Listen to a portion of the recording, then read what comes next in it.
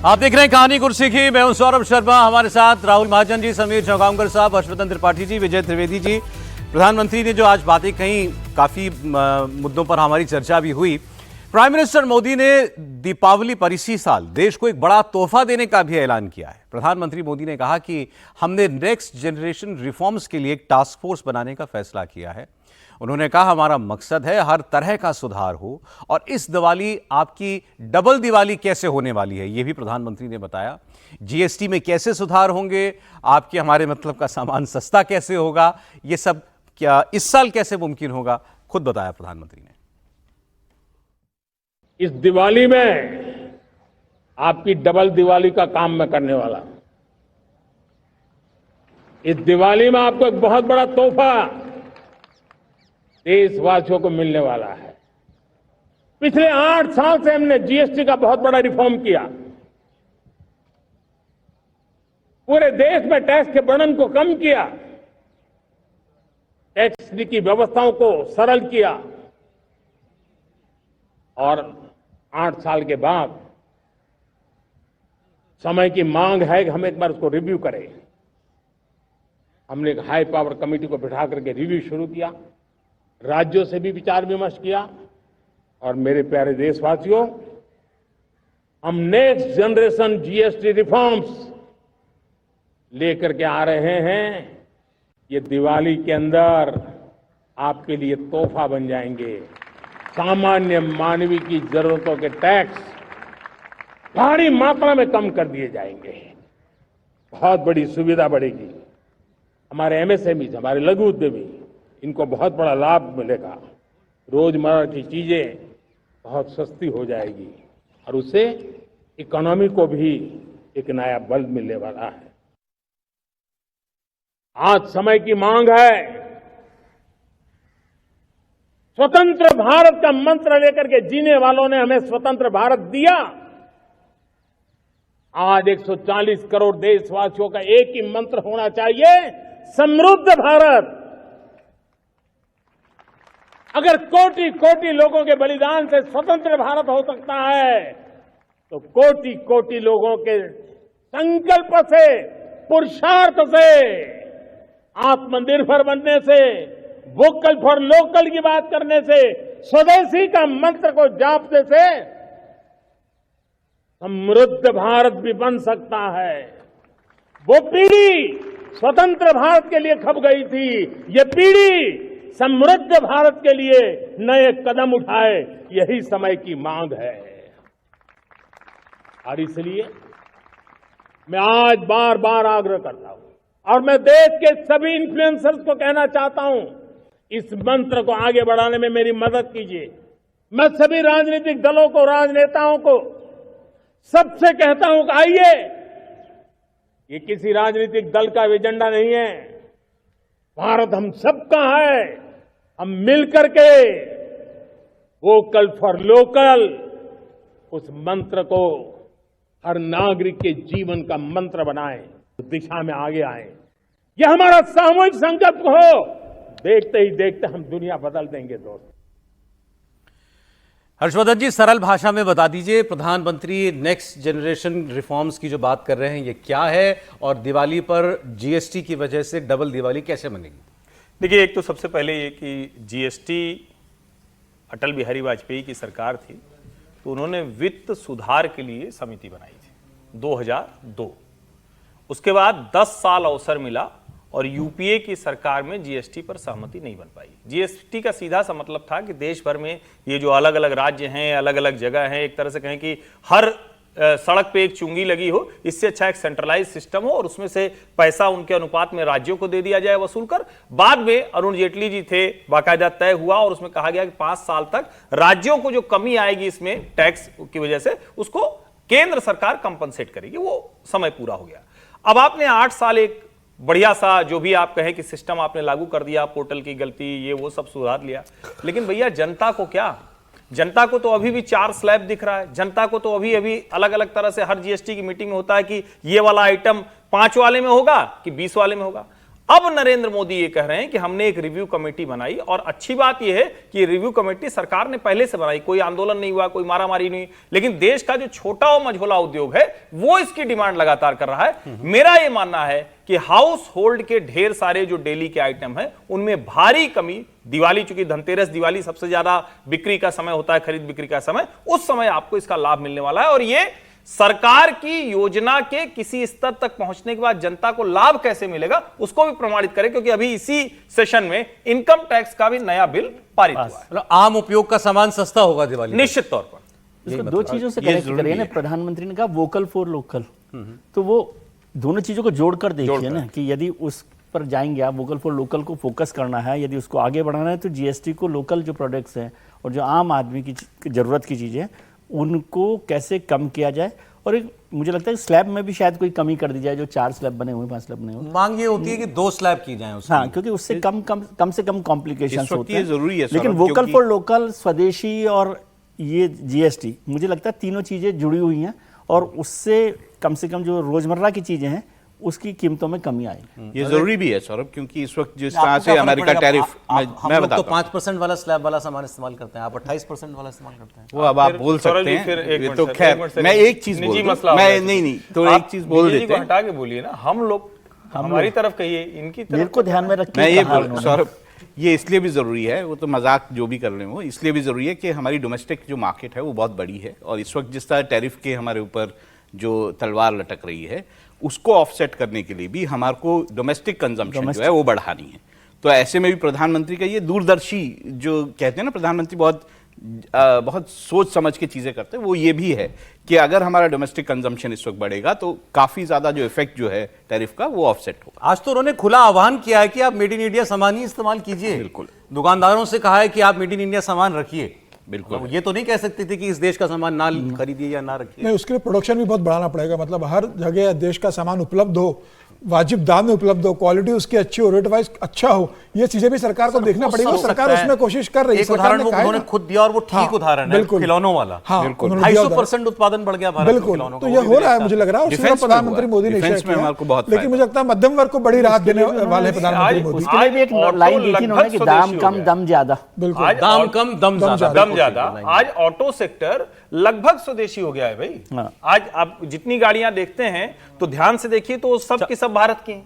यहां तक कि वो रेंज रोवर भी सर अब वो तो टाटा की हो गई। अब तो मामला जो है बहुत आगे बढ़ गया है। देखिए आज लेकिन 2-3 चीजों पर विवाद हुआ, उसकी भी बात आपको बता देता हूं। जैसे अभी इसी से आत्मनिर्भर भारत से जुड़ी हुई बात है, सेमीकंडक्टर मिशन भारत सरकार ने लॉन्च किया हुआ है। प्रधानमंत्री ने आज बताया कि 6 प्लांट उन पर काम चल रहा है और इस साल के अंत तक भारत में निर्मित पहली सेमीकंडक्टर चिप बाजार में आ जाएगी। 4 प्लांट्स के लिए हरी झंडी दिखाई जा चुकी है अलग अलग राज्यों में, उन पर काम शुरू कुछ दिनों के अंदर हो जाएगा। तो प्रधानमंत्री ने यह भी कहा कि मैं किसी की निंदा नहीं करना चाहता, लेकिन कैसे हम चलती गाड़ी से उतर जाते हैं इसके भी उदाहरण हैं। ये सेमीकंडक्टर को लेकर के सोच भारत में आज से 50-60 साल पहले आ गई थी। ये बात सच भी है और प्रधानमंत्री ने इस बात को बताया भी। उन्होंने कहा लेकिन ये बस बात फाइलों में ही रह गई और इस विचार की भ्रूण हत्या हो गई तभी, और उसके बाद छोटे छोटे देश, कोरिया जैसे देश, जापान जैसे देश, वो इस दिशा में बहुत आगे बढ़ गए और हम इसमें पीछे छूट गए। चीन ने भी इस गाड़ी को देर सवेर पकड़ लिया, आज वो एक बड़ा हब बन गया इसका, लेकिन हम जागे इस पे दोबारा बहुत लेट। कंट्रोवर्सी इसमें ये हो गई कि इस बार जयराम रमेश जी ने, कांग्रेस पार्टी ने, उन्होंने इस पर कमेंट कर दिया प्रधानमंत्री की इस क्लिप को निकाल करके एक्स पर, और उन्होंने कहा प्रधानमंत्री आदतन झूठ बोल रहे हैं। भारत में पहला सेमीकंडक्टर प्लांट चंडीगढ़ में 1983 में लग चुका था। जयराम रमेश जी की यह बात सच है, लेकिन अधूरा सच है। वो बंद कब हो गया ये भी तो उनको बताना चाहिए, और एक ही प्लांट क्यों लगा और उसके बाद क्या हुआ भारत के सेमीकंडक्टर के सपनों का। इतने वर्ष, इतने दशक क्यों, जब ये एशिया के ही देश इस रेस में दौड़ रहे थे तो हम क्यों नहीं दौड़ रहे थे, हम उस रेस से बाहर क्यों बैठ गए थे, सवाल ये भी है। हाँ, लेकिन उनका ये कहना कि एक प्लांट भारत में लगा था 1983 में, ये फैक्ट है। त्रिपाठी जी बताइए। देखिए, मतलब विचित्र सी बात हो गई। तब तो और ज्यादा बड़ा सवाल खड़ा होता है कांग्रेस पार्टी की सरकार पर। अगर 1983 में सेमीकंडक्टर लग गया तो अभी 2020-21 में जो चाइनीज वायरस आया था कोविड का टाइम, तो काहे को हमारे लोगों को गाड़ी लेने के लिए 1.5-2 साल की वेटिंग हो गई थी। एक मोबाइल लेने के लिए 8 महीने की वेटिंग हो गई थी, लैपटॉप के मॉडल्स आने के लिए 8। क्यों? क्योंकि भैया सेमीकंडक्टर जहां से आता है, एक था चाइना, दूसरा था ताइवान। हम कहीं टिकते ही नहीं थे। तो वो अपनी देसी जरूरत यानी घरेलू नीड, डोमेस्टिक नीड पूरी करेगा या हमको दे देगा? कांग्रेस के शासन काल में सपने देखने को पूरा हो जाना कह देना, ये थोड़ा सा समझिए। एक तो सपना देखना, दूसरा सपना हमने देख लिया। अब ऐसे तो नेहरू जी ने आधुनिक भारत का सपना देख ही लिया था ना भाई, लेकिन अब इसका मतलब थोड़ा जो उन्होंने किया उसका श्रेय दीजिए। उन्होंने बांध बनाए, उन्होंने आईआईटी बनाया, वो सब ठीक है, लेकिन उसके बाद वो जो चीजें बढ़ी आप उसकी भी तो बात करेंगे। और आज अगर 2.5 साल में इंडिया सेमीकंडक्टर मिशन, आपको खबरें याद होगी कि फॉक्सकॉन और वेदांता का गुजरात में प्लांट लगना था, टूट गया, तो कहा गया कि तो मोदी की सारी नीति फेल हो गई। उसके बाद से आप देखिए 6 प्लांट पर काम शुरू हो गया। तो मेरा यह मानना है कि जब इस तरह की लड़ाई होती है तो पॉलिटिकली वो ठीक है कि वो अपना करेक्ट करे या ना करे, लेकिन सच यही है कि वो सपना ध्वस्त हो चुका था। नरेंद्र मोदी ने नए सिरे से उस सपने को देखा, सिर्फ सपना देखा नहीं, जो देखा उसको जागने के बाद पूरा भी किया, पूरा होता दिख रहा है। अच्छा, दूसरी कंट्रोवर्सी जो कांग्रेस ने उठाई वो थी प्रधानमंत्री का आज आरएसएस की बात करना है। लाल किले से आरएसएस की स्थापना को 100 वर्ष पूरे हो रहे हैं। 1925 में डॉक्टर हेडगेवार ने बनाया था, आज हम 2025 में खड़े हैं। ये अब कांग्रेस पार्टी की तरफ से कहा गया है कि बड़े दुर्भाग्य की बात है कि आरएसएस का जिक्र प्रधानमंत्री ने लाल किले से किया। इतनी अनहोनी बात हो गई प्रधानमंत्री का आरएसएस की बात कह देना। वो अनहोनी इसलिए लग रही है क्योंकि पिछले 70-80 साल में, और भारतीय जनता पार्टी की भी सरकार देख लो तो 17 साल में कभी आरएसएस की चर्चा नहीं हुई आरएसएस रेड फोर्ट से, इसलिए थोड़ा सा अजीब लग रहा है। लेकिन जो पार्टी या जो देश आरएसएस के प्रचारक को प्रधानमंत्री के तौर पे स्वीकार कर रहा हो 11 साल, तो उसमें आरएसएस की चर्चा करना कोई अनहोनी बात नहीं है। और दूसरा, जितने संगठन, राजनीतिक संगठन हैं कांग्रेस के और दूसरे लोग, क्या कोई आज कह सकता है कि राष्ट्रीय स्वयंसेवक संघ एक देशद्रोही संगठन है? मैं दूसरी उलट बात कर रहा हूँ, समाज सेवी और ये तो आप कह सकते हैं, लेकिन क्या आप ये कह सकते हैं अगर वो एंटी नेशनल ऑर्गेनाइजेशन नहीं है और सोशल वर्क में काम कर रहा है तो उसकी चर्चा करने में कितनी आपत्ति हो सकती है? मुझे इसकी बात नहीं समझ में आती। उसका क्या मैसेज है वो तो अलग होगा, प्रधानमंत्री जी किस बात तक मैसेज को देना चाहते हैं वहाँ ठीक है, लेकिन आरएसएस को लेकर इतना बड़ा हंगामा खड़ा करना मुझे नहीं समझ आता। और एक 100 ईयर्स एक बड़ा होता है किसी संस्था के लिए कि संस्था 100 साल से काम कर रही है और राष्ट्र के निर्माण में काम में लगी हुई है। वो जैसे मोहन भागवत जी कहते हैं कि संघ को वो लोग नहीं जानते जो संघ में नहीं आते, उसको समझना थोड़ा सा मुश्किल काम है। लेकिन मुझे कोई इतनी, आप उनका पॉलिटिकल एजेंडा के तौर पे ये कहने में भी कोई मुझे बहुत वो नहीं लग रहा कि अब आप उनको कहें कांग्रेस को कि भाई कांग्रेस क्यों आपत्ति कर रही है आरएसएस को लेकर। आरएसएस, अच्छा वैसे इसमें कांग्रेस को तो अभी बड़ा झटका वो वाला लगा था, सेफरन टेरर वाला। हाँ, अभी उससे उभरे कि नहीं उभरे, मालेगांव ब्लास्ट वाला, तो उसमें भी तो संघ और वही वाली बात हो रही थी। तो ये बात सुनी लेते हैं, प्रधानमंत्री ने आज आरएसएस को लेकर क्या कहा। आज मैं बहुत गर्व के साथ एक बात का जिक्र करना चाहता हूं। आज से 100 साल पहले एक संगठन का जन्म हुआ, राष्ट्रीय स्वयंसेवक संघ। 100 साल की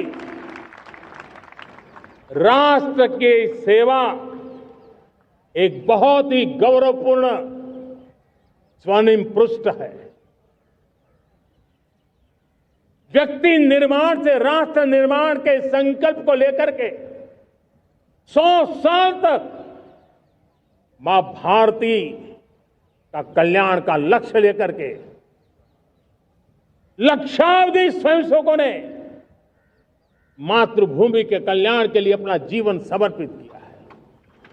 सेवा, समर्पण, संगठन और अप्रतिम अनुशासन, ये जिसकी पहचान रही है, ऐसा राष्ट्रीय स्वयंसेवक संघ दुनिया का ये सबसे बड़ा एनजीओ है। एक प्रकार से 100 साल का उसका समर्पण का इतिहास है।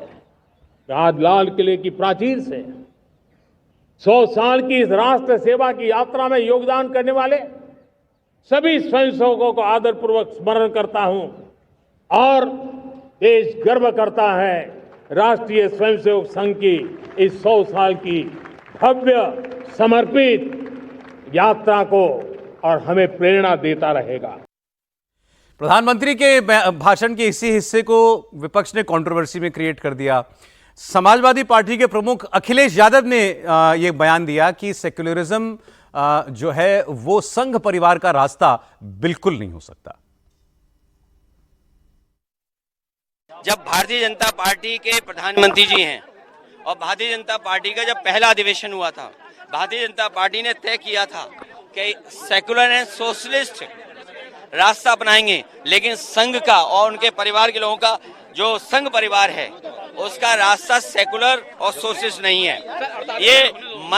ये मुंह से तो हैं स्वदेशी, लेकिन मन से नहीं, मन से विदेशी हैं। इस नीति भी हमारी कुछ जितनी मजबूती के साथ देश खड़े होने चाहिए थे, आज दुनिया के वो देश हमारे साथ नहीं खड़े हैं। समय समय पे दुनिया के देश हमारे देश को धमकी देते हैं, कभी बाजार के नाम पर, कभी जमीन के नाम पर। उन चुनौतियों को भी हमें स्वीकार करना होगा। ये देश हमारा खुशहाल हो, वहीं दुनिया में जो दूसरे देश हैं उनसे संबंध कैसे हों। अमेरिका जैसा ताकतवर देश, उससे हमारे संबंध कैसे हों, पड़ोसी देश उनसे संबंध कैसे हों। वैसे तो हैरानी दोनों बातों पे नहीं होनी चाहिए समीर जी की प्रधानमंत्री संघ का नाम लें और विपक्ष उस पर विवाद करे। नहीं, हैरानी क्यों हो? प्रधानमंत्री मोदी ने ऐसा तो नहीं कि पहली बार संघ का नाम लिया। इसके पहले एक पॉडकास्ट हुआ था, उसमें प्रधानमंत्री मोदी ने संघ की तारीफ की थी और संघ से अपना संबंधों का जिक्र किया था। तो प्रधानमंत्री मोदी तो संघ के शाखा से निकले हुए संघ के प्रचारक रहे, और दूसरे व्यक्ति है जो प्रधानमंत्री बने संघ के निकले हुए अटल बिहारी वाजपेयी संघ के प्रचारक रहे। उसके बाद नरेंद्र मोदी निकले, और मोदी जी तो जब मुख्यमंत्री बनाए गए थे गुजरात में 2001 में, उसके बाद तुरंत उन्होंने कहा था कि अगर मैं मुख्यमंत्री बनाऊं तो आज संघ के कारण मैं मुख्यमंत्री बनाऊं। प्रधानमंत्री बनने पर भी उन्होंने कहा था कि भाई इसमें संघ की बड़ी भूमिका रही है मेरे पूरे राजनीतिक जीवन के अंदर और मेरे संस्कारों के अंदर, और जो आप नरेंद्र मोदी देख रहे हैं उसमें संघ की बड़ी भूमिका है। तो संघ का स्वयंसेवक, संघ का प्रचारक रहे, अगर संघ की बात नहीं करेगा तो किसकी करेगा?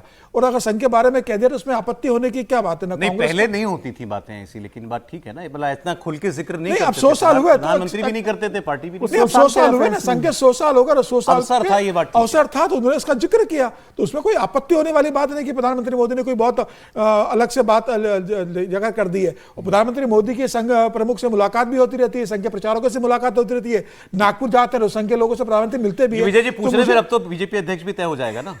नहीं, वैसे भी तय होगा, ये प्रधानमंत्री नहीं कहते तब भी होगा, पार्टी का काम है, संगठन तय करेगा। अध्यक्ष देरी हो गई है, इसमें कोई दो राय नहीं कि लेट हो गया है, लेकिन तय हो गया। अब उसका इस भाषण से कोई संपर्क नहीं कि भाई उन्होंने तारीफ कर दी है तो अब संघ मोदी जी की बात को मान लेगा। पार्टी का काम है, पार्टी तय करेगी, संघ से क्या है देना वो किसको अध्यक्ष बनाते हैं। ठीक जी, ठीक सर, कोई विवाद इसमें? ये खैर समीर जी कह रहे हैं कि इसमें विवाद नहीं है, लेकिन लगता तो है कि दोनों जो है एक मंच पे नहीं आ पा रहे, एक बात को दोनों नहीं मान पा रहे हैं अध्यक्ष के नाम पर, इसीलिए ये चर्चाएं हो रही हैं, सब मुस्कुरा रहे हैं।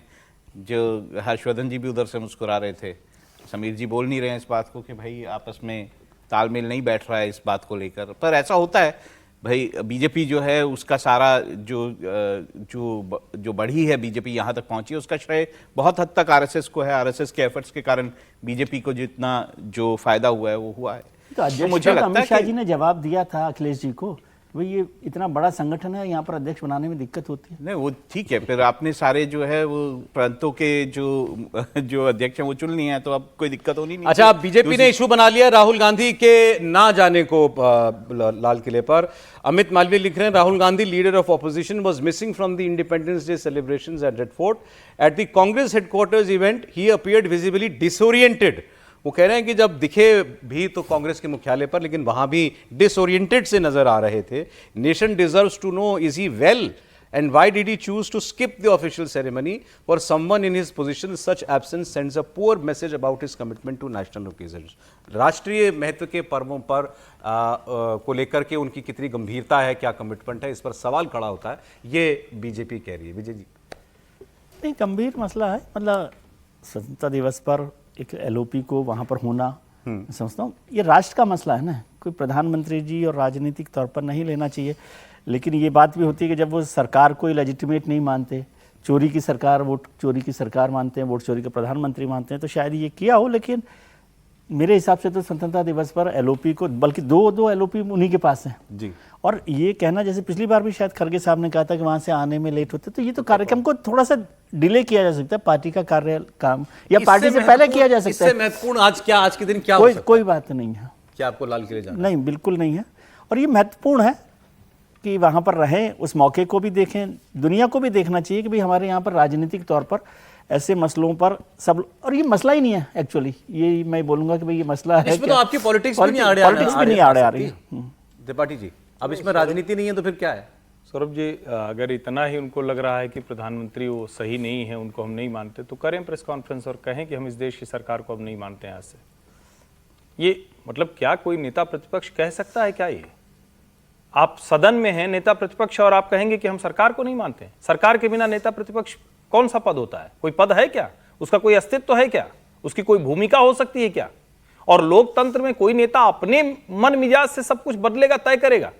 आज पूरा देश तिरंगा लेकर दौड़ रहा है, हर भारतवासी को लाल किले पर भारत का प्रधानमंत्री क्या बोल रहा है उससे उम्मीद लगी हुई है, और उस वक्त आप करेंगे नहीं हम तो नहीं जाएंगे वहां। मैं फिर कह रहा हूं, इससे शर्मनाक कुछ नहीं हो सकता कि सत्ता हमें नहीं मिल रही है तो हम देश के सभी राष्ट्रीय पर्वों का अपमान करेंगे। ये लोकतंत्र का अपमान है, ये 15 अगस्त का अपमान है, ये स्वतंत्रता दिवस पर जो देश का उल्लास है उस पर एक तरह से कहें कि ठंडा पानी डालने की कोशिश है। और फिर मैं कह रहा हूं, राहुल गांधी की हरकतें देश को पसंद नहीं आ रही हैं। ये पता नहीं उनके सलाहकार लोग उनको बता रहे हैं या नहीं बता रहे हैं। सर 15 अगस्त में तो राहुल गांधी के पिताजी ने देश के नाम संबोधन दिया है, उनकी भाई दादी ने संबोधन दिया है, उनके नाना जी ने देश के नाम संबोधन किया। उनको तो गर्व की बात है कि उनका परिवार देश का प्रधानमंत्री रहा और लाल किले से दिया। तो आप जाइए ना, विपक्ष के नेता हो, जब भाई आपको जाना चाहिए, आज देश से अगर लगा होता तो आप जाते वहां पर। नहीं मतलब वो ये चाह रहे हैं कि मान लीजिए कोई और प्रधानमंत्री बने तो दूसरे जो प्रतिपक्ष के नेता वो न जाएं। कितनी खराब परंपरा वो चाह रहे हैं। हाँ, ये जिस परंपरा की नींव डाली जा रही है ये ज्यादा महत्वपूर्ण है। बहुत शुक्रिया, आज समय नहीं था। बहुत धन्यवाद समीर जी, राहुल जी, विजय जी, हर्षवर्धन जी। एक बार फिर आपको बधाई आज 15 अगस्त की।